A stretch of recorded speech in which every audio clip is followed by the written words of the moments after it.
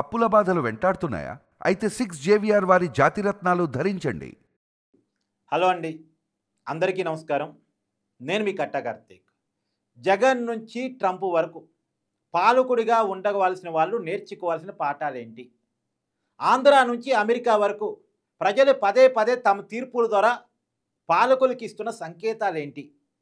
New York mayor ఎన్నికల్లో ట్రంప్కి big shock తగిలిన వేళ మనం పాలకుడిగా ఉండవలసిన వాళ్ళు ఎందుకు ఫెయిల్ అవుతున్నారు, ప్రజలు ఏం కోరుకుంటున్నారు అనే విషయాన్ని ఒకసారి చర్చించుకునే ప్రయత్నం చేద్దాం. ఆంధ్ర నుంచి అమెరికా వరకు ప్రజలు వేరైనా, ప్రాంతాలు వేరైనా, భాషలు వేరైనా, ప్రజల ఆలోచన తీరు ఒకే రకంగా ఉంది అని నేను చెప్పబోతా ఉన్నాను. మీకు ఉదాహరణకి మన లోకల్ ఎన్నికలు కాబట్టి ఆంధ్రప్రదేశ్ ఎన్నికల నుంచి స్టార్ట్ చేద్దాం. ఆంధ్రప్రదేశ్ ఎన్నికల్లో 2019 ఎన్నికల్లో మీకు అందరికీ గుర్తుంది కదా, వైసీపీ 151 సీటుతోటి మామూలు విజయం కాదు, ఇది బ్రహ్మాండమైన విజయం. జగన్కి అప్పుడు మాస్ ఫాలోయింగ్ మామూలుగా ఉండేది కాదు. ఆ రోజుల్లో చాలామంది భావించింది ఏంటంటే, యంగుగా ఉన్నాడు, 151 సీట్లు సాధించాడు, అందులో ఉమ్మడి రాష్ట్ర చరిత్రలో ఈ ఈ ఆంధ్ర ఏరియాలో అంటే రాయలసీమ కావచ్చు, కోస్తాంధ్ర కావచ్చు, ఉత్తరాంధ్ర కావచ్చు, ఈ విభజిత రాష్ట్ర పరిధిలో 151 సీట్లు సాధించిన మొగాడి గతంలో ఎప్పుడూ లేడు కదా, జగన్మోహన్ రెడ్డి సాధించాడు కదా, ప్రజలతో ఒక ఎమోషనల్ కనెక్టివిటీని ఏర్పరచుకున్నాడు కదా, ఒక్క ఛాన్స్ ప్లీజ్ అని చెప్పేసి ప్రజల దగ్గర గట్టిగా భావోద్వేగంతో కనెక్ట్ అయ్యాడు కదా. ఇక జగన్దే లైఫ్ ఒక 20 సంవత్సరాలు 30 సంవత్సరాలు, టీడీపీ శాఖ ముగిసింది, చంద్రబాబు నాయుడు గారితో ఇక టీడీపీ పని అయిపోయింది, చంద్రబాబు నాయుడు గారి పని కూడా ఇక అయిపోయింది, ఇక లేదు పార్టీ టీడీపీ, ఇకంతా వైసీపీదే రాబోయే కాలం అంతా అని చాలామంది భావించారు. కానీ ఏమైంది, మొన్న 2024 ఎన్నికల్లో వైసీపీ 11 సీట్లు పరిమితం అయిపోయింది. ఎందుకు?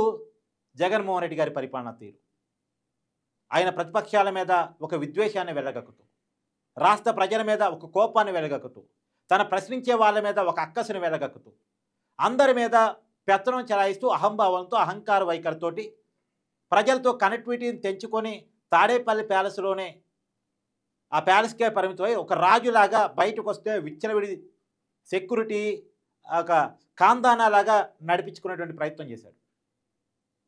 దాని ఫలితంగా జనంతో డిస్కనెక్ట్ అయి 11 సీట్లకి జగన్మోహన్ రెడ్డి గారు పడిపోయారు. కేవలం అహంకారం, అహంభావం, అక్కసు, అవతల వాళ్ళ మీద అక్కసు, ఇలాంటి కారణం చేత జగన్మోహన్ రెడ్డి గారు ఒక నెగిటివ్ సిచ్యువేషన్లో నెగిటివ్గా ప్రజల ముందు కనెక్ట్ అయి 11 సీట్లకి పరిమితం అయిపోయాడు. ఇప్పుడు ట్రంప్ కూడా సేమ్. నిజానికి జగన్మోహన్ రెడ్డి గారు ఎలా కనెక్ట్ అయ్యారు, ప్రజలకి భావోద్వేగంతో కనెక్ట్ అయ్యారు. ఇక్కడ గొప్పతనాన్ని ఒప్పుకోవాలి, జగన్మోహన్ రెడ్డి గారు గొప్పతనాన్ని. మామూలుగా ఒక మెత్తి, అప్పటికి ఒక ఎంపీ, కేవలం కడప ఎంపీగా ఉన్నారు రాజశేఖర రెడ్డి గారు చనిపోయే నాటికి, సొంత పార్టీ పెట్టుకోవాల్సి వచ్చే పరిస్థితి. రాజశేఖర్ రెడ్డి గారి ఆయన వచ్చిన సానుభూతిని తన ఓట్ బ్యాంక్గా మలుచుకున్నారు, తన రాజకీయానికి పునాదిగా మలుచుకున్నారు. ఆ రోజు అధికారం ఉన్న దేశంలో, రాష్ట్రంలో కాంగ్రెస్ పార్టీ ఓట్ బ్యాంక్ని తన ఓట్ బ్యాంక్గా మార్చుకోగలిగారు. రాజశేఖర్ రెడ్డి గారి మీద ఉన్న ప్రేమని తన వెనకాలకి ర్యాలీ చేసుకోవడం అంటే చిన్న విషయం కాదు. జగన్మోహన్ రెడ్డి గారు పదే పదే జనాల్లోకి వెళ్ళేవాళ్ళు, ఓదార్పు యాత్ర అని, తర్వాత పాదయాత్ర అని. మొట్టమొదటి ఎన్నికల్లో 2014లోనే 67 సీట్లతో ప్రతిపక్ష నాయకుడు కాగలిగాడు, తర్వాత 151 సీట్లతో ముఖ్యమంత్రి కాగలిగాడు. కానీ ముఖ్యమంత్రిగా ఫెయిల్ కావటం ఫలితంగా 11 సీట్లకే పరిమితమయ్యారు. జగన్మోహన్ రెడ్డి గారు ఆలోచించింది ఏంటంటే, నేను బటన్ నొక్కుతున్నాను కాబట్టి జనం నాతో ఉంటారు, వాళ్ళ అకౌంట్లో డబ్బులు పడుతున్నాయి కాబట్టి జనం ఆటోమేటిక్గా నాకు ఓటేస్తారు అనేది ఆలోచించుకున్నారు తప్ప, జనంతో కనెక్ట్ కావాలి, జనం కేవలం డబ్బులకు లొంగరు, డబ్బు ఒక పాయింట్ మాత్రమే, కానీ జనంతో నా బాండింగ్ దెబ్బతింటుంది, నేను అహంకారంగా వ్యవహరిస్తున్నాను, అభివృద్ధి లేకుండా చేస్తున్నాను, ఒక విద్వేషం. జగన్మోహన్ రెడ్డి గారి పరిపాలన అంటే గుర్తొచ్చేది ఏంది? ఒక విద్వేషం, ఒక ఆక్రోశం. ఇప్పుడు అమరావతిని చంద్రబాబు నాయుడు గారి మీద ఉన్న కోపంతో కిలి చేశారు, కేవలం చంద్రబాబు నాయుడు గారి మీద కోపంతో. అదే రాజశేఖర రెడ్డి గారు అలా కిలి చేశారా? కిలి చేసి ఉంటే ఆ పేరు వచ్చి ఉండేదా? రాజశేఖర రెడ్డి ఎలా పేరు సంపాదించుకున్నాడు అనేది కూడా కనీసం స్టడీ చేయలేదు జగన్మోహన్ రెడ్డి గారు. స్టడీ చేయకుండా తన మానం తను వెళ్ళిపోయాడు, విలన్గా క్రియేట్ అయ్యాడు. ఈ రాష్ట్ర ప్రజల మధ్యలో విలన్ ఎవరు అంటే జగన్మోహన్ రెడ్డి.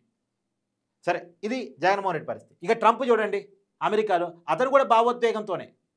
అమెరికాలో పేదరికం ఉంది, అమెరికాలో నిరుద్యోగం ఉంది, అమెరికాలో అసమానతలు ఉన్నాయి, దాన్ని ట్రంప్ గుర్తించారు. ఇవన్నీ పోవాలంటే నాకు అధికారం ఇస్తే తీసివేస్తాను, అవతల దేశం వాళ్ళు మన ఉద్యోగాలు ఆక్రమిస్తున్నారు, అవతల దేశం వాళ్ళు మనని పెద్దగా పీల్చి పిప్పి చేస్తున్నారు, మన అవకాశాలన్నీ కొట్టేస్తున్నారు, మన సంపదను ఎత్తకపోతున్నారు, ఇలా అక్కడ అమెరికా ప్రజలతో కనెక్ట్ అయ్యారు ట్రంప్, భావోద్వేగంతో కనెక్ట్ అయ్యారు. ఇక్కడ ఎలా అయితే రాజశేఖర రెడ్డి గారి మరణం తర్వాత వచ్చిన సానుభూతిని, ఆ భావోద్వేగాన్ని తన ఓట్ బ్యాంక్గా జగన్మోహన్ రెడ్డి గారు మలుచుకున్నారో, అక్కడ కూడా అంతే. అమెరికాలో ఉన్నటువంటి పేదరికం కారణంగా, అసమానతల కారణంగా అక్కడ ప్రజల్లో ఉన్నటువంటి భావోద్వేగాన్ని, సానుభూతిని తన ఓట్ బ్యాంక్గా మార్చుకున్నాడు ట్రంప్. వాళ్ళ పట్ల సానుభూతిని చూపించి తన ఓట్ బ్యాంక్గా మార్చుకున్నాడు. అధికారంలోకి వచ్చాక ఏం చేస్తున్నాడు? సేమ్ జగన్మోహన్ రెడ్డి గారి లాగే అహంభావం, అహంకారం, అవతల వాళ్ళ మీద ఆక్రోశం. ఇది ఏమవుతుంది? అంతిమంగా ఆయనకే దెబ్బ అవుతుంది. ఇలా అమెరికాలో ఇతర దేశాల నుంచి వస్తే వస్తువుల కాస్ట్ పెరగడం ఫలితంగా కాస్ట్ ఆఫ్ లివింగ్ అమెరికాకు పెరిగింది. రియాలిటీని అర్థం చేసుకోకుండా అవతల దేశాల నుంచి వచ్చే ఎగుమతుల మీద విపరీతమైన సుంకాలు మోపడం ఫలితంగా అమెరికాలో ధరలు పెరుగుతున్నాయి, అమెరికాలో కాస్ట్ ఆఫ్ లివింగ్ పెరుగుతుంది. సరే, ట్రంప్ వచ్చాక ఉద్యోగాలు కల్పించాడంటే లేదు. రియాలిటీలో ఫెడరల్ ఉద్యోగాలు పోతున్నాయి, ఏ టెక్నాలజీ వల్ల సాఫ్ట్వేర్ ఉద్యోగాలు పోతున్నాయి, సాంకేతిక విద్య ఉద్యోగాల అవకాశాలు పోతున్నాయి. అంటే కంపెనీలు లాస్లో ఉన్నాయి. ఎవరైతే ట్రంప్ని గెలిపించారో ఎలాన్ మస్క్ లాంటి వాళ్ళు తలలు పట్టుకుంటారు, ఇలాంటి వచ్చినా మేము గెలిపించింది అని. ఎలాగైతే విజయసాయిరెడ్డి జగన్మోహన్ రెడ్డి గారిని కాదని రాజీనామా చేసి వెళ్ళిపోయాడో, అక్కడ కూడా ఎలాన్ మస్క్, సరే విజయసాయిరెడ్డి అంటే అధికారం పోయిన తర్వాత పోయాడు, కానీ అక్కడ ఎలాన్ మస్క్ ట్రంప్ అధికారంలో ఉండగానే, ట్రంప్ నడుస్తుండగానే ఇలాంటి వ్యక్తిని నేను గెలిపించింది అని చెప్పేసి పక్కకు పోయాడు. ట్రంప్కి ఫండింగ్ అంతా ఎలాన్ మస్కే, ప్రచారం అంతా ఎలాన్ మస్కే. కానీ ఏమైంది అంటే రియాలిటీకి సంబంధం లేకుండా భావోద్వేగంతో గెలిచి తర్వాత అహంకారపూరితంగా వ్యవహరిస్తే, దుర్మార్గంగా వ్యవహరిస్తే, దుర్మార్గమైన ఆలోచనతో, అక్కస్తోటి, ఉద్వేగంతో పనిచేస్తే నెగిటివ్ రిజల్ట్ వస్తే నెగిటివ్గా క్రియేట్ చేయబడతారు. మామూలుగా ట్రంప్ను కూడా మనం ఇక్కడ వెచ్చుకొని తిరాలి. అమెరికా అధ్యక్షుడిగా రెండోసారి గెలవటం అంటే అది చిన్న విషయం కాదు, కానీ ట్రంప్ గెలిచారు, గెలిచి చూపించారు.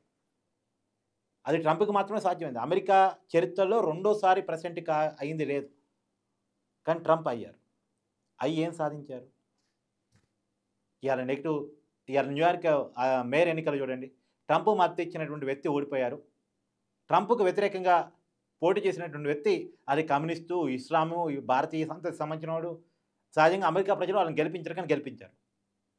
కారణం ట్రంప్ మీద ఉన్న వ్యతిరేకత, ట్రంప్ విధానాల మీద ఉన్న వ్యతిరేకత. ఇవాళ చాలా చోట్ల రిపబ్లికన్ పార్టీ ఓడిపోయింది. అలా ఓడిపోయే పరిస్థితికి ట్రంప్ తెచ్చుకున్నాడు. ఇవాళ మళ్ళీ అమెరికా అధ్యక్ష ఎన్నికలు జరిగితే ట్రంప్ గెలిచే పరిస్థితి లేదు. ట్రంప్కి వ్యతిరేకంగా రోడ్ల మీద ర్యాలీలు, ఎప్పుడూ రాని విధంగా రోడ్ల మీదకి అమెరికన్స్ వస్తూ ఉన్నారు. కాబట్టి ప్రజలతో కనెక్టివిటీగా ఉండాలి తప్ప, అంటే మనం అధికారాన్ని పొందిన తర్వాత మనిషి మారితే జనాలు కూడా వాళ్ళని మార్చేస్తారు. అధికారం రాకముందు ప్రజలతో ఏ కనెక్టివిటీతో అయితే ఉంటామో, ఏ భావోద్వేగంతో అయితే ఉంటామో, అదే భావోద్వేగంతో, అదే కనెక్టివిటీతో ప్రజలతో మమేకమై వాళ్ళ ఆలోచనలకు అనుగుణంగా వాళ్ళతో కలిసి ట్రావెల్ చేస్తుండాలి. వాళ్ళకి ఆలోచనకు అనుగుణంగా విధానాలు తీసుకోవాలి, వాళ్ళని బాగు చేయడానికి ప్రయత్నం చేయాలి. మోనోపోలీ నియంతలాగా వ్యవహరిస్తే కాలం సమాధానం చెప్పింది, ప్రజలు సమాధానం చెప్తారు. ప్రజలకు అవకాశం వచ్చేది ఎప్పుడో ఓటింగ్ వచ్చినప్పుడు మాత్రమే, కానీ ఓటింగ్కి అవకాశం వచ్చినప్పుడు మాత్రం ప్రజలు ఖచ్చితంగా సమాధానం చెప్పి చేరుతారు. నియంతలకి ఎక్కడ అవకాశం లేదు. ఆంధ్ర అయినా సరే, అమెరికా అయినా సరే, నియంతలకి కాలం చెల్లుబాటు కాదు. ఇది వాస్తవం. మీ అభిప్రాయాన్ని కామెంట్ రూపంలో తెలియజేయండి.